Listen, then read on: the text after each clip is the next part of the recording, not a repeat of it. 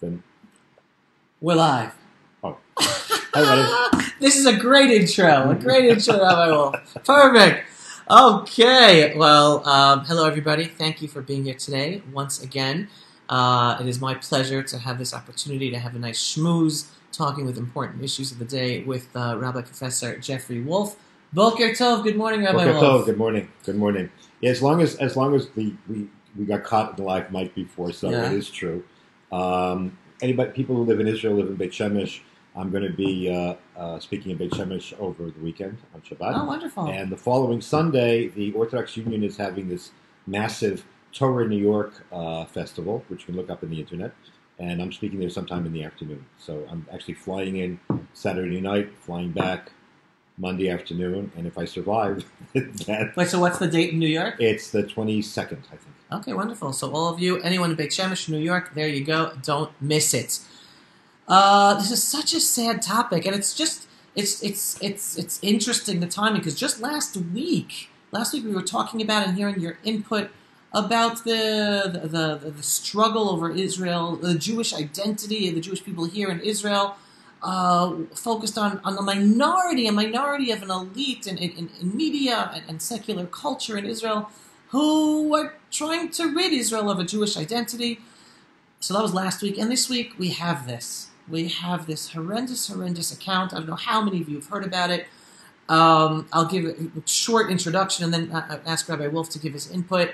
But a major media station, Channel 13, had a horrendous agenda-driven news item that they seriously slaughtered the image of an innocent rabbi who teaches his students to be loyal Israeli citizens, good Jews, love every Jew. They totally took little pieces of classes of his totally out of context, which means that they had to listen to everything he said. So the whole article was totally agenda-driven to slaughter him, make him look horrible, make the religious community, the national religious community, look horrible in Israel. And it's all been exposed as a total lie. And we're talking about Rav Asaf Nauenberg. I'm totally mispronouncing his name, even though I tried to get it right. From Yeshivat Atzmon, the Rosh Yeshiva Atzmona. The Rosh Yeshiva was Rav Rafi Peretz before he became the Minister of Education, and left-wing, not all left, but some very prominent left-wing politicians, individuals, are throwing Rav Peretz under the bus as well, because that's his yeshiva. I'd love to hear your input, Rabbi Wolf. Ooh, it's a very sad story. But before we get to this, I really think it's important to, you know what? Let's talk the story. In the original clip that was broadcast, this rabbi is portrayed as being virulently against service in the Israeli army, virulently against Zionism and the state of Israel, viciously against any Jew who's not Orthodox to his liking, arguing for total self-segregation and no involvement in the broader society. And it was, when it was published, the those political and quasi-political, including cultural and intellectual, self-imposed or self-styled intellectuals, used this clip to lambast the entire religious Zionist community, to excoriate the school in which he spoke and in which this rabbi taught, and of course the head of the head of the school, Rabbi Rafi Peretz, who is now the education minister.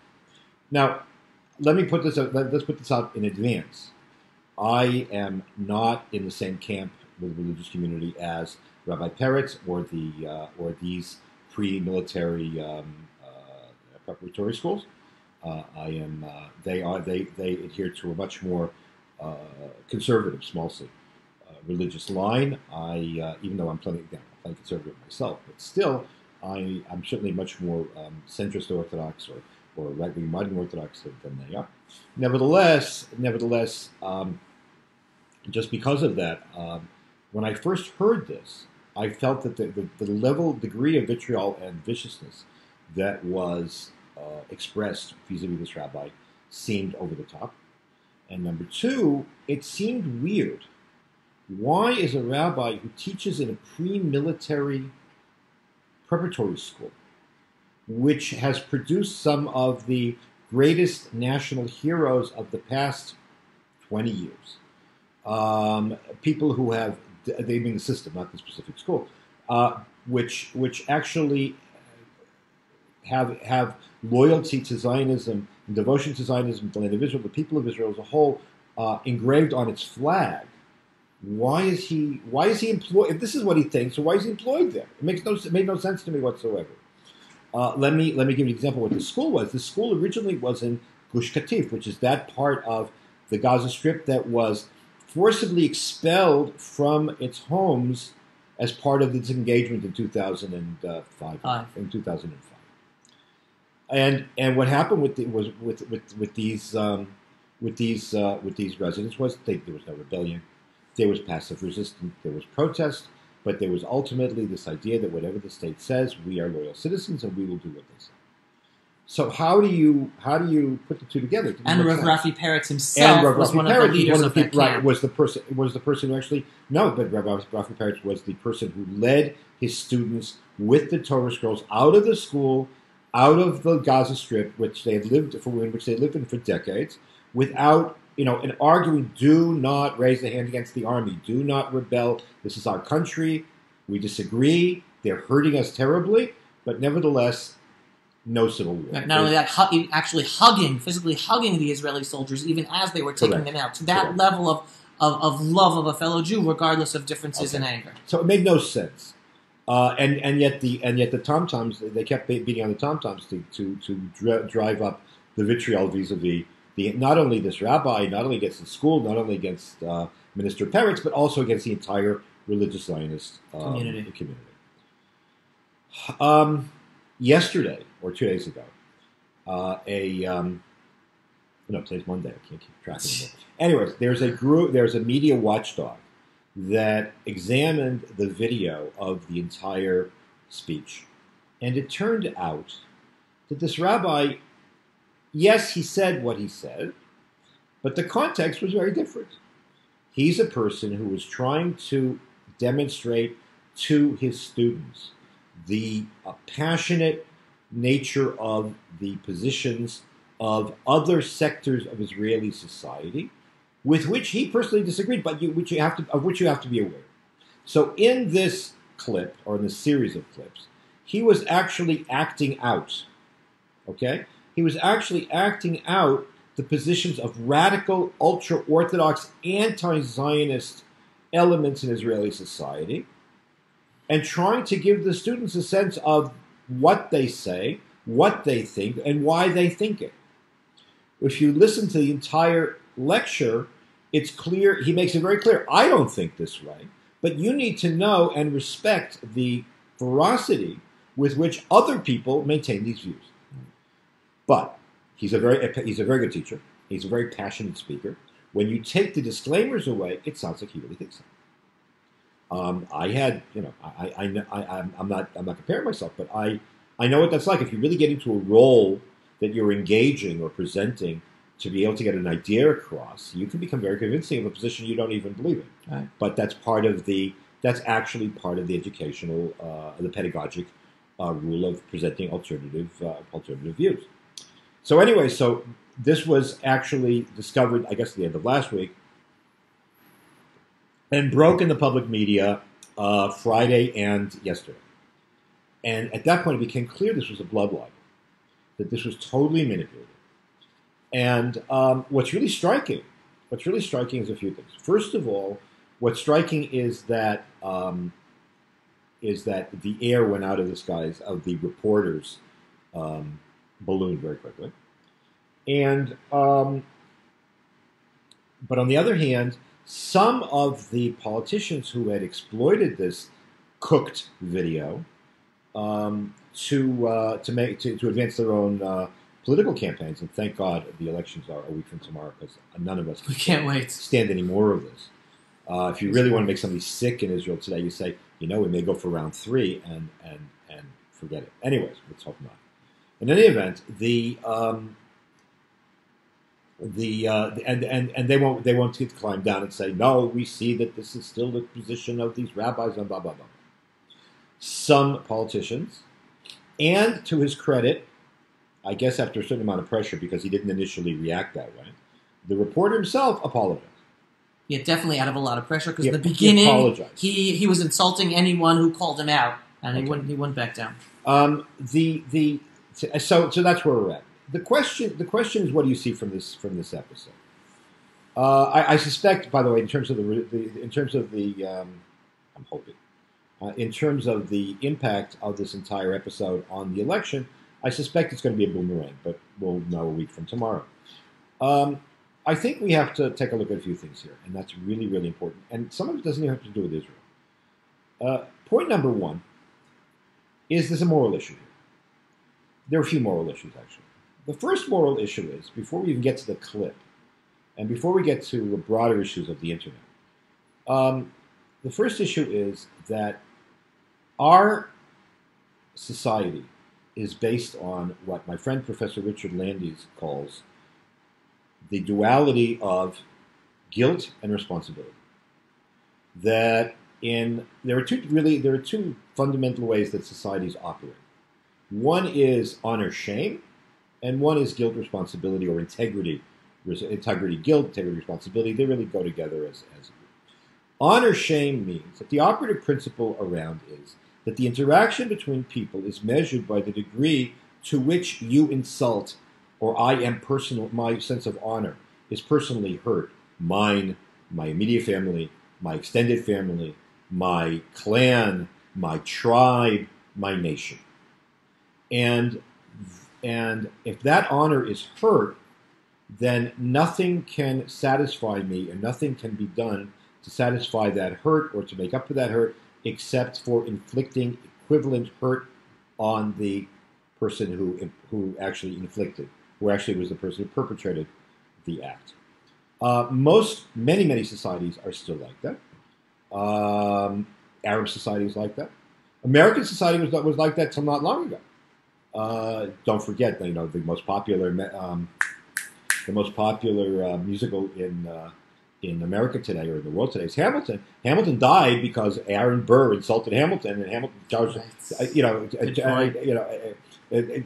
or Burr. I don't remember who challenged who to a duel. But what's the idea of the duel? You insulted my honor. I'm going to kill you. Good point. I mean, so vendetta, all these things. Vendetta is an Italian word. And it's still true in certain parts of Italy and certain parts of the Mediterranean. That where honor, shame, but my honor is more important. In fact, the human life. Okay, that's one way of organizing society. Happily, our society, at least, and Jewish society, I don't think was ever an honor shame society to that degree, is based on other issues, and that's a question of integrity and responsibility. That if you do something wrong and you're caught, ultimately, if you believe in God, you should actually make amends anyways. Right. But if you or be willing to buck up for what you did wrong, the month of Elul, right? The month that's exactly what the month of Elul is all about. That, but you should take responsibility and say, "I made a mistake." In America, we say, "Take the hit." Right. Take the hit. You did something wrong. You fessed up. If you're sincere, we will forgive you, and you can go on. Right.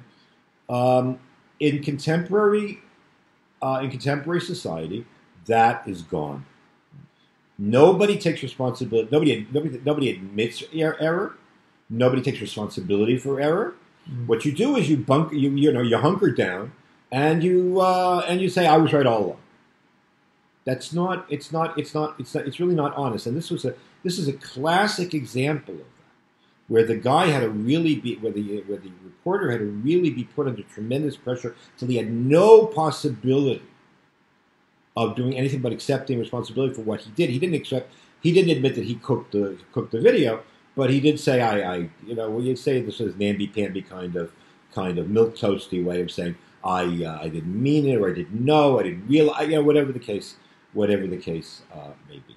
So that's I think lesson number one, apropos to the run up to the High Holy Days. Number two is a broader issue, and that is that we think that we live in the internet, on the information highway. We think that anything that we want to know is available on the net. And what could be more true than listening to a recording of a guy's own words? Mm.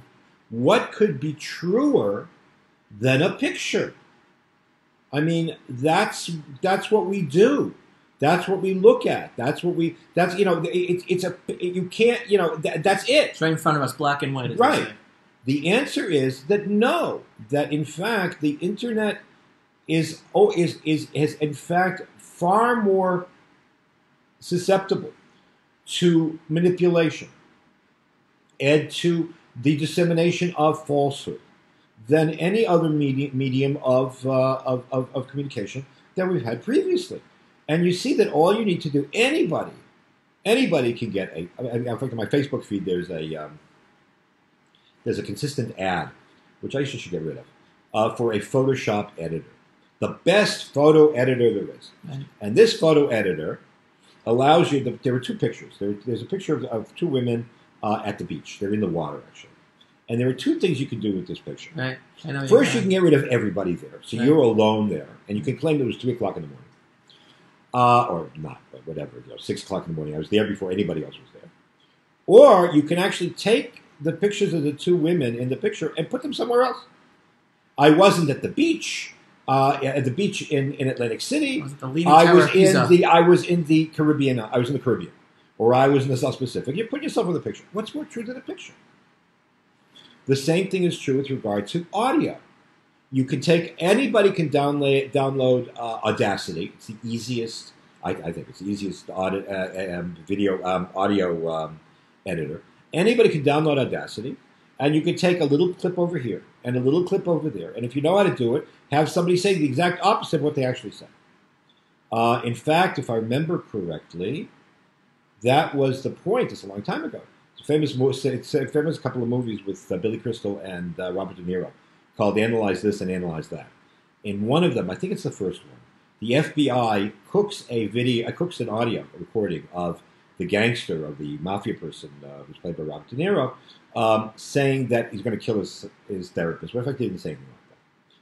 But that's what it sounded like. It was really authentic. So we are subject to an inundation of truth and falsity at the same time. So in other words, yeah, everybody screams that everything else is fake news. And there's a lot of fake news. And there's a lot of real news. But the problem is that we don't give ourselves the time to sit and think and reflect what makes sense and what doesn't make sense. Right. But rather, because of the amount of adrenaline that gets floating around with all of this, we shoot from the hip, and we get passionate, and we get crazy. And what happens is then we go into Twitter, and we go into Facebook, and we go into Telegram, and we go into Instagram, and we say all kinds of things based on nothing. Right. And based on what we've been fed, and sometimes the results could be fatal. Right. You certainly can kill a person's reputation, but you can also kill a person. A person can be literally shamed to death, to take his own life or whatever, to have his or her life, whatever the case might be. We have all these cases of bullying. Bullying in schools and places has always been. I was the subject of bullying as a kid, I know, but when it's constant and it's on the media and there's nobody there and you feel all alone because social media is very isolating, we think virtual reality is real, but it's not.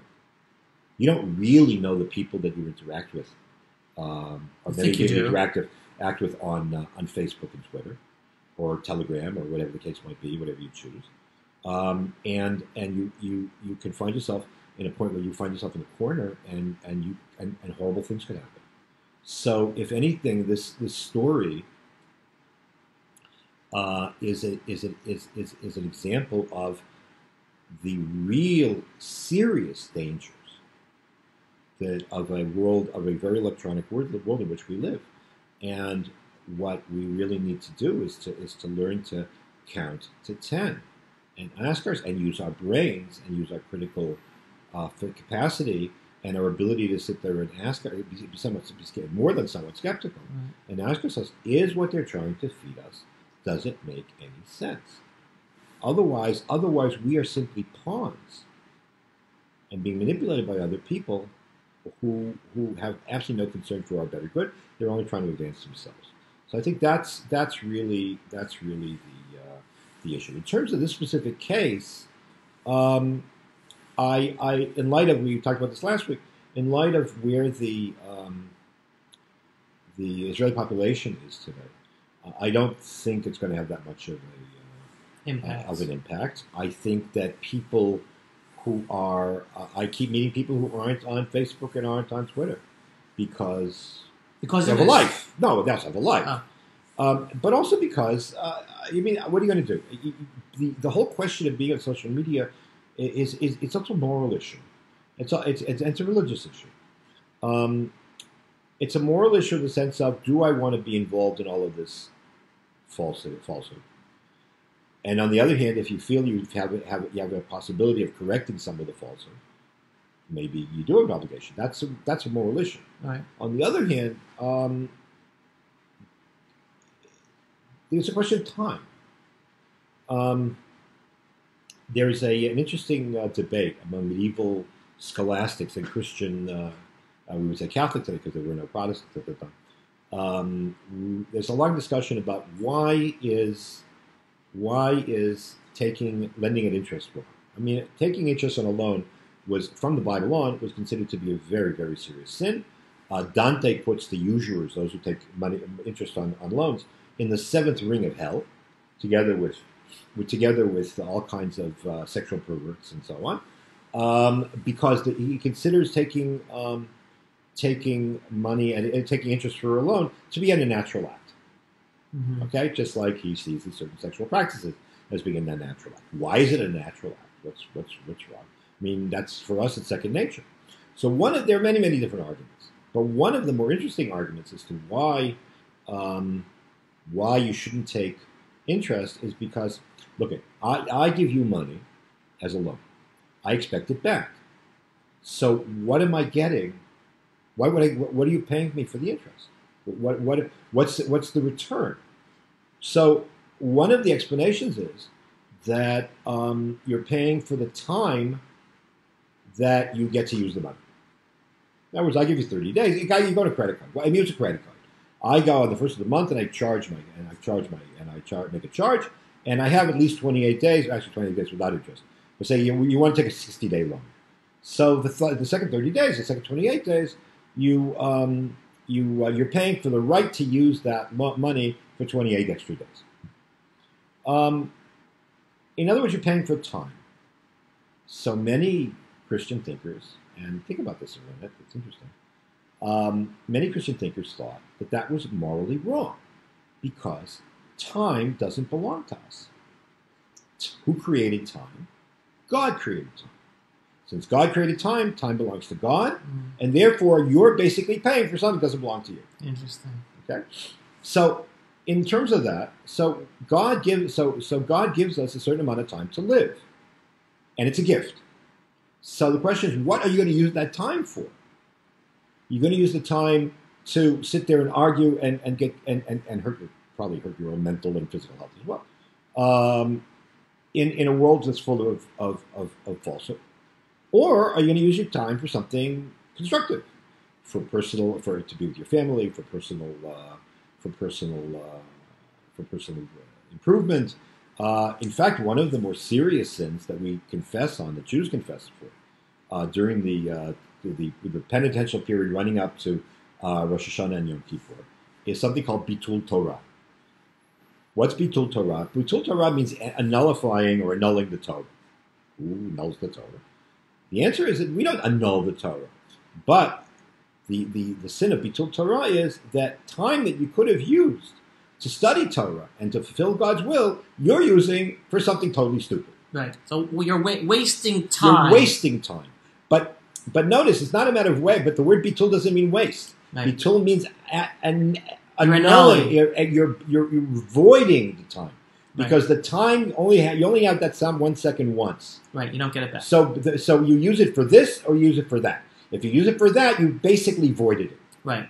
It's basically it's not just a wasting of time. It's you basically decided to use your time wrongly. Correct. And therefore you're annulling the time that could have been done for positive. Correct. So there is a certain we covered a lot of the issues in terms of the Israeli implications of this story last week, but these are very profound moral issues here, and I think that the month of Elul, this is the time to really look at this and see what kind of, please excuse the word, what kind of cesspool has been created within which we're supposed to try to function and try to do the right thing and try to be moral and try to be honest and try to be truthful when we're inundated by a mixture of truth and falsehood that is very, very hard to negotiate, but which is incredibly dangerous. I'll just end up, and these are thoughts that I had to thought process I had to go through personally when I decided to get involved with the internet and Facebook and social media, etc., etc. And I, as a Talmud of the Torah of Rav Kook, okay, one of the lessons I love the most is being Mekadesh L'chol. Right. Right. Again, for everyone to sanctify that which is not yet sanctified. Right. For instance, like one of the examples I give when I talk about it, people here, this table, either we could desecrate by sitting here and saying rude jokes and talking badly about people, or we could sit at the table and talk positively about people and say words of Torah and make blessings. So that's giving sanctification to an object, right? It's up to us. We either sanctify or we don't give sanctification. And my decision to go full force into the internet and social media was basically a view. No, I want to sanctify people's time on when they're on Facebook instead of whatever, doing whatever. Exactly. Use it. And you do it well. Inspire. Thank you. I appreciate that. Try my best and talking to people like you. And I guess going to Elul to just finish up, like we talk about, I'm bullish about the Jewish people, bullish about the people in Israel, that even when there are those out there trying to attack us and divide us and use libels to besmirch and cause havoc and harm to our people and our state, the Jewish people are a healthy people, most of us, and please God, Be'ezrat Hashem, we will overcome those who are trying to spread these blood libels against us and grow and spread light as a people and to the world. Amen. So thank you very much, Rabbi My Wolf. pleasure. It should be a good continued of the week. And to all of you, make it a great day, make it a great week, make it a month of repentance in whatever form makes sense for you. And shalom from the ancestral homeland of the Jewish people in the Judean hills. Take care, everyone. Shalom.